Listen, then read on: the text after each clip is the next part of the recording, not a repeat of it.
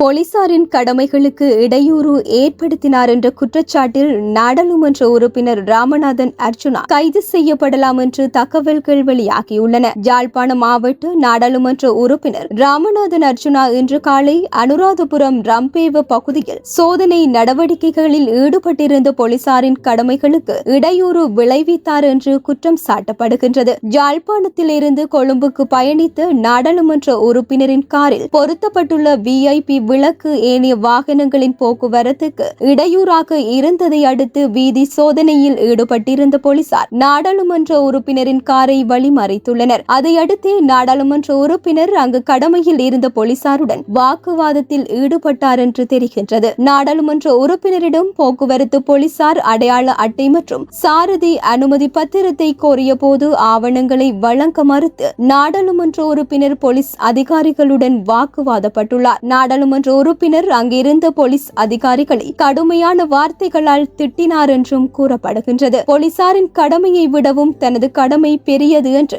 வாக்குவாதப்பட்ட நாடாளுமன்ற உறுப்பினர் இன முறுகலை ஏற்படுத்தும் விதத்தில் கருத்துக்களை வெளியிட்டு போலீசாரின் கடமைக்கு இடையூறு ஏற்படுத்தும் வகையில் செயற்பட்டார் என்றும் தெரிகின்றது. நாடாளுமன்ற உறுப்பினர் ராமநாதன் அர்ச்சுனாவின் இந்த நடத்தை தொடர்பாக அவருக்கு எதிராக மோட்டார் போக்குவரத்து சட்டம் மற்றும் குற்றவியல் சட்டத்தின் கீழ் நீதிமன்றத்தில் வழக்கு தாக்கல் செய்ய நடவடிக்கை எடுக்கப்பட்டுள்ளது என்று போலீஸ் ஊடக பேச்சாளர் தெரிவித்துள்ளார். நீதிமன்றத்தில் நாடாளுமன்ற உறுப்பினருக்கு எதிராக வழக்கு தாக்கல் செய்யப்பட்டால் அவர் கைது செய்யப்படுவதற்கான சாத்தியங்கள் உள்ளன என்று தெரிவிக்கப்படுகின்றது. அதேவேளை நாடாளுமன்ற உறுப்பினர் அர்ச்சுனா தனது நடத்தை காரணமாக பல்வேறு சர்ச்சைகளில் தொடர்ச்சியாக சிக்கி வருகின்றார். நாடாளுமன்றத்திலும் நாடாளுமன்றத்துக்கு வெளியேயும் அவர் நடந்து கொள்ளும் விதம் பலத்த விமர்சனங்களை ஏற்படுத்தி வருகின்றது. அதேவேளை நாடாளுமன்ற உறுப்பினர் ராமநாதன் அர்ச்சுனா மீதான குற்றச்சாட்டுக்களை விசாரிப்பதற்காக நியமிக்கப்பட்டுள்ள 3 பேர் கொண்ட குழு இன்று நாடாளுமன்ற கட்டட தொகுதியில் கூடியிருந்தது.